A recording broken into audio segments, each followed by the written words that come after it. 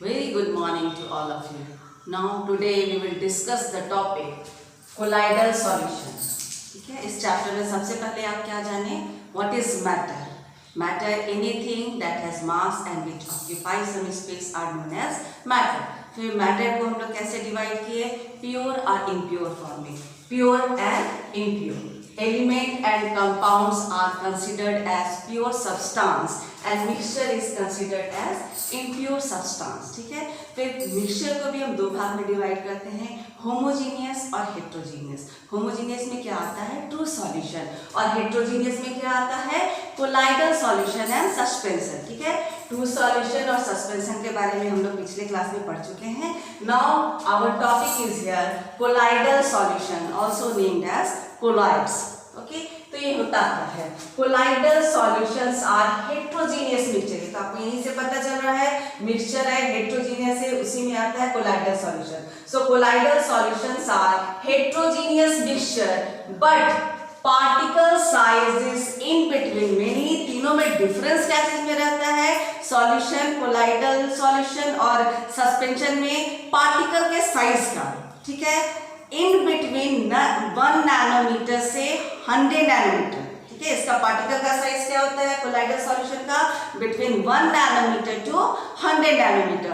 1 nanometre से कम यदि डायमीटर है साइज पार्टिकल का तो वो ट्रू सॉल्यूशन हो जाता है. और यदि पार्टिकल का साइज 100 नैनोमीटर से ग्रेटर है तो वो सस्पेंशन का पार्टिकल हो जाता है. ठीक है, लेकिन यदि पार्टिकल का size in between 1 nanometre to 100 nanometre रहता है तब क्या चीज का पार्टिकल हो जाता है? वो कोलाइडल सॉल्यूशन का पार्टिकल हो जाता है. Okay, now see some examples. Smoke है, स्मोक फ्रॉम चिमनी. फैक्ट्री के चिमनी से जो स्मोक निकलता है वो जेली है, blood, ink. These are the examples of colloidal solution. Okay, it appears to be homogeneous. देखने में कैसा दिखेगा? होमोजीनियस लगेगा कि ट्रू सॉल्यूशन है, but actually it is heterogeneous. ठीक है, जैसे फॉर एग्जांपल बहुत ही अच्छा एग्जांपल है मिल्क. मिल्क आप देखेंगे तो आपको तो पता नहीं चलेगा कि कहाँ पे व्हाइट और कहाँ पे वाटर जैसा है. लगता है कि पूरे अच्छे से घुला हुआ है, देख के लगता है कि वो होमोजीनियस सॉल्यूशन है, but actually milk are heterogeneous in nature. So milk is very good example of colloidal solution which seems to be homogeneous but actually colloidal solutions are heterogeneous in nature. Now it has two phase. जब भी heterogeneous होगा आपको हम बताए हैं यदि heterogeneous कुछ भी होता है नेचर यदि heterogeneous है there must be two phase. दो फेज होगा, एक जो कम अमाउंट में है और एक जो ज्यादा अमाउंट में है. दोनों आपको पता चलेगा कि कैसे है कहाँ. ठीक है, लेकिन in this case in colloidal solution में हम क्या बताए थे कि सॉल्यूशन सॉल्यूट और सॉल्वेंट को मिला के बनता है. लेकिन कोलाइडल सॉल्यूशन में जो कम अमाउंट में होता है उसको डिस्पर्स्ड फेज कहते हैं और जो ज्यादा अमाउंट में होता है उसको डिस्पर्शन मीडियम कहते हैं. वैसा ही है जैसे सॉल्यूट कम अमाउंट में था, सॉल्वेंट ज्यादा अमाउंट में था in case of solution, but in case of colloidal solution the name is somewhat different. The substance which is in lesser amount कम अमाउंट में है that is known as dispersed phase and which is in large amount ज्यादा amount में है known as dispersion medium. Okay, now a mixture of gases can never be heterogeneous. जैसे हम solution में देखे थे 9 टाइप्स, तो यहाँ पे 9 टाइप्स होना चाहिए था. ठीक है ना, ज्यादा अमाउंट में यदि सॉलिड लेते हैं तो कम अमाउंट में सॉलिड लिक्विड गैस तीनों हो सकता है. ज्यादा अमाउंट में यदि लिक्विड लेते हैं तो कम अमाउंट में सॉलिड लिक्विड गैस हो सकता है, और ज्यादा अमाउंट में गैस लेते हैं तो कम अमाउंट में सॉलिड लिक्विड गैस हो सकता है. लेकिन गैस और गैस का कोलाइडल सॉल्यूशन नहीं बन पाता है. क्यों नहीं बन पाता है? क्योंकि जब भी दो गैस को मिलाएंगे तो हमेशा वो होमोजीनियस सॉल्यूशन ही देगा. तो वो क्या हो जाएगा? ट्रू सॉल्यूशन हो जाएगा. So there are only 8 types of colloidal solution. Is it clear? जब भी दो गैस को मिलाएंगे यदि डिस्पर्स्ड फेज भी गैस है और डिस्पर्शन मीडियम भी यदि गैस ही है तो कभी भी वो हेट्रोजीनियस सॉल्यूशन नहीं बनेगा, हेट्रोजीनियस मिक्सचर नहीं बनेगा, वो होमोजीनियस मिक्सचर ही बनेगा. So these are only of 8 types. ठीक है, अब देखते हैं डिस्पर्शन मीडियम हम क्या बताएं जो ज्यादा अमाउंट में है. डिस्पर्स्ड फेज क्या है? जो कम अमाउंट में है. तो यहाँ पे ज्यादा अमाउंट में सॉलिड को लेकर के कम अमाउंट में सॉलिड लिक्विड गैस सबको लेकर के देखेंगे कि क्या चीज का फॉर्मेशन हो रहा है. Now see here, if dispersion medium मतलब जो ज्यादा अमाउंट है उसको यदि सॉलिड लेते हैं और डिस्पर्स फेज कम अमाउंट में भी यदि सॉलिड है तो सोल का नाम क्या होगा? What is sol? Sol is colloidal solution. Okay, colloidal solution का दूसरा नाम कोलाइडल सोल भी होता है। ठीक है, तो यदि ज्यादा अमाउंट में सॉलिड है, कम अमाउंट में सॉलिड है तो name of the sol is solid sol. ठीक है, इसका एग्जांपल क्या है? Alloys, gem stones, ruby glass, these are the examples of what? Solid sols. ठीक है, यदि ज्यादा अमाउंट में सॉलिड है और कम अमाउंट में लिक्विड है तो जेल। ठीक है, जेल आप देखे ही होंगे, उसमें पता चलता है कि सॉलिड ज्यादा है लेकिन बहुत ज्यादा टाइट तो नहीं रहता, थोड़ा उसमें लिक्विड का पोर्शन भी रहता है। So these are the examples of gel type solution. Jelly, butter, cheese, curd, these are the examples of solid dispersion medium and liquid dispersed phase. यदि ज्यादा अमाउंट में सॉलिड लेंगे, कम अमाउंट में गैस लेंगे, that will form solid foam. ठीक है, ज्यादा solid है और कम अमाउंट में गैस है। ठीक है, जैसे स्पंज हुआ, प्यूमिक स्टोन आप देखेंगे ज्यादा सॉलिड रहता है लेकिन बीच में क्या रहता है? उसमें थोड़ा सा गैस गैस दिखता है, वो गैस रहता है। ब्रेड ले लीजिए, स्पंज भी आप जान रहे हैं उसमें क्या रहता है? वैसे क्यों आराम से मुड़ जाता है? क्योंकि वो सॉलिड है लेकिन उसके बीच में क्या रहता है? एयर रहता है, गैस रहता है। ठीक है, नाउ इफ डिस्पर्शन मीडियम ज्यादा अमाउंट में लिक्विड है और कम अमाउंट में सॉलिड है then it will form sols. जैसे पेंट हुआ, gold sol, starch in water, this are examples. में क्या है? लिक्विड ज्यादा है लेकिन पेंट देखिएगा लिक्विड रहता है लेकिन थोड़ा उसमें गाढ़ापन भी रहता है, मतलब उसमें थोड़ा सॉलिड भी प्रेजेंट है। Liquid liquid this will form emulsion. यदि कोलाइडल सॉल्यूशन लिक्विड और लिक्विड का है तो उसका नाम क्या हो जाता है? इमल्शन। जब भी लिक्विड और लिक्विड लेंगे और वो सॉल्युबल मिक्सिबल रहेगा then it will form homogeneous solution, वो ट्रू सॉल्यूशन हो जाएगा। लेकिन यदि दो लिक्विड लेंगे जो इमिक्सेबल है, आपस में मिलता नहीं है, then it will form colloidal solution. और उसका क्या नाम है? लिक्विड लिक्विड कोलाइडल सॉल्यूशन का इमल्शन। ठीक है, मिल्क हो गया, cod liver oil, these are the examples of emulsion. ठीक है, और लिक्विड यदि ज्यादा अमाउंट में, गैस यदि कम अमाउंट में है तो फोम भी उसका एग्जांपल है। फोम क्या होता है? Name of the sol soap lather, whipped cream. ठीक है ना, सोप लेदर झाग जो बनता है सोप से, उसमें क्या रहता है? लिक्विड ज्यादा रहता है लेकिन उसमें कम अमाउंट में गैस भी रहता है। ठीक है, यदि ज्यादा अमाउंट में गैस है और कम अमाउंट में सॉलिड है तो उसका नाम होता है एरोसोल। ठीक है, एरोसोल। स्मोक है, स्मोक में क्या होता है? ज्यादा गैस है लेकिन उसमें क्या रहता है? कुछ डस्ट पार्टिकल भी रहता है, डस्ट स्टॉर्म। ठीक है, जो ज्यादा अमाउंट में गैस है लेकिन कुछ अमाउंट में सॉलिड पार्टिकल्स भी रहता है, दैट इज स्मोक। और you can say dust storm is also example of that aerosol. यदि ज्यादा अमाउंट में गैस है, लास्ट पॉइंट, ज्यादा अमाउंट में गैस है एंड कम अमाउंट में लिक्विड है, इसको भी एरोसोल ही कहते हैं लेकिन इसका एग्जांपल्स क्या हो जाएगा? Fog, cloud. ठीक है, फॉग क्या है? फॉग में क्या होता है? क्लाउड क्या है? वो ज्यादा अमाउंट में गैस है लेकिन उसमें कुछ मॉइस्चर भी रहता है। क्लाउड में क्या? कुछ वाटर पार्टिकल्स रहता है, ड्रॉपलेट्स रहता है। तो this are the examples of gas in large amount, gas as dispersion medium and liquid as dispersed phase. और अभी आपको बताया कि गैस और गैस का तो होता ही नहीं है क्योंकि वो होमोजेनियस सॉल्यूशन बना देता है। ठीक है ना, तो this are all about the colloidal solution and types of colloidal solution. ठीक है, याद रखेंगे इसमें जो कम अमाउंट में है उसको डिस्पर्स्ड फेज कहते हैं और ज्यादा अमाउंट वाले को डिस्पर्शन मीडियम कहते हैं। Okay, now see some properties of colloidal solution, also name as colloids भी कहते हैं और कोलाइडल सोल्स भी कहते हैं ना। This is heterogeneous. अभी आपको बताया कि जहां भी आपका कोलाइडल सॉल्यूशन होगा हेट्रोजीनियस ही होगा। बस ध्यान देने की बात यह है कि ये देखने में होमोजीनियस लगेगा, it seems to be homogeneous but actually these are heterogeneous in nature. ठीक है, तो नेचुरली जब हेट्रोजीनियस होगा तो दो फेज होगा।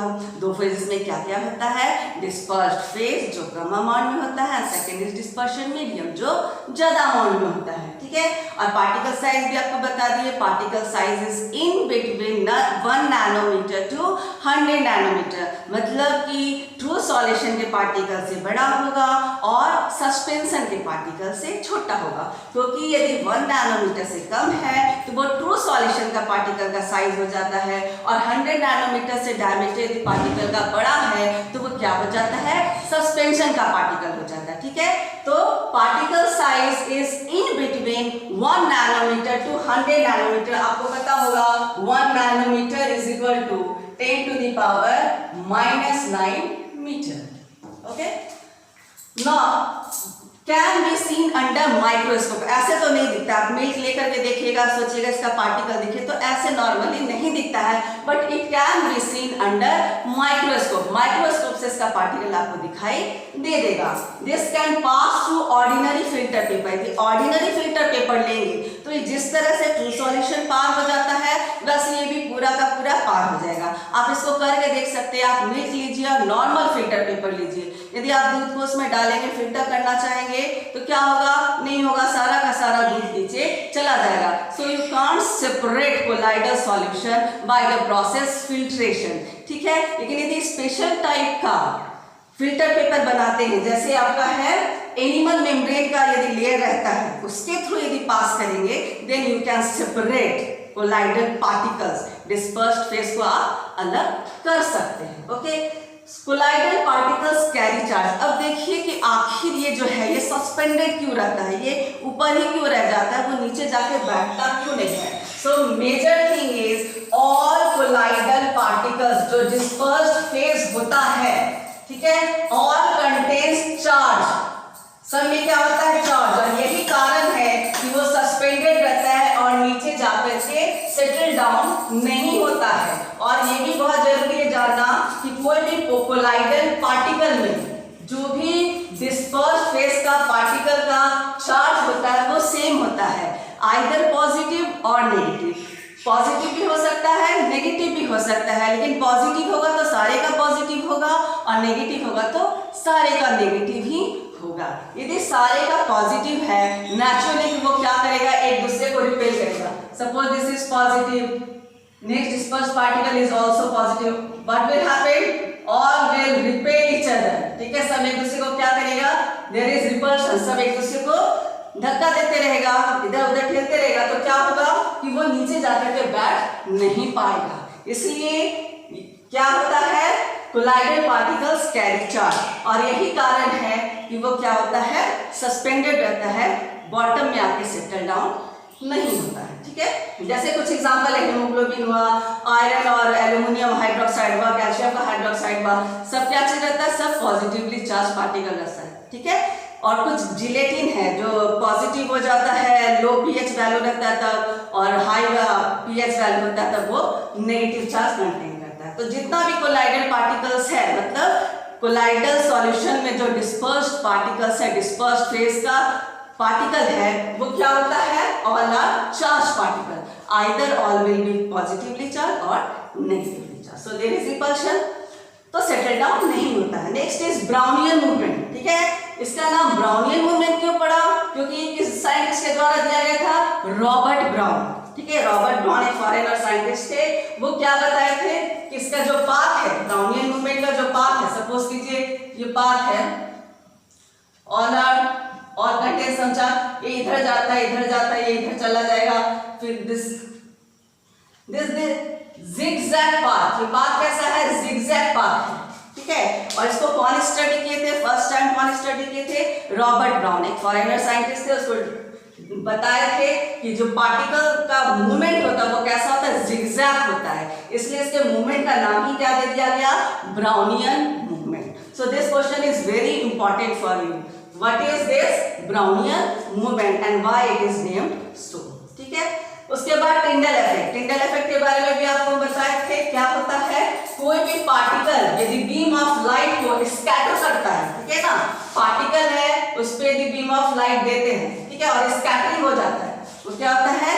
स्कैटर कर जाता है, then we can see that path. ठीक है, वो पार्टिकल जहां पे है उसके पाथ विजिबल हो जाएगा, उस पाथ को हम देख सकते हैं। ठीक है ना, तो the scattering of the beam of light by the dispersed phase particle. Colloidal solution में कैसा पार्टिकल रहेगा? डिस्पर्स्ड फेज का पार्टिकल रहेगा। ठीक है, वो क्या करता है? वो स्कैटर कर देता है। जब लाइट जाता है, डिस्पर्स्ड फेज पार्टिकल है, लाइट वहां से जाता है तो क्या होगा? स्कैटरिंग हो जाएगा, और जैसे स्कैटरिंग होगा क्या होगा? The path will be visible. Okay, so the scattering of the beam of light by the dispersed phase particles in a colloidal solution as it passes through it is known as Tyndall effect. और इसी process को क्या कहते हैं?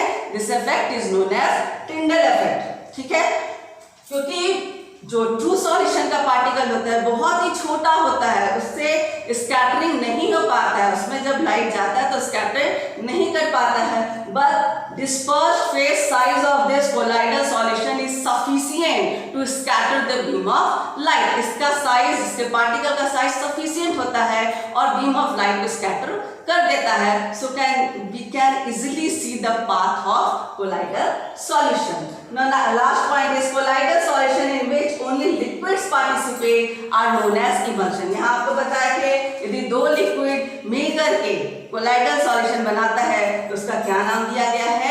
emulsion। ठीक है, so these are very important। Brownian movement भी बहुत important है, Tyndall effect is also very important। ये दोनों क्या बहुत ही important प्रॉपर्टी है colloidal solution का। okay, so these are very important for your exams। ठीक है, these are the properties of colloidal solution। so I think so we must know what is colloidal solution and what is property, what are the properties of colloidal solution। so this is all about this। okay, next topic के लिए हम next video में मिलेंगे।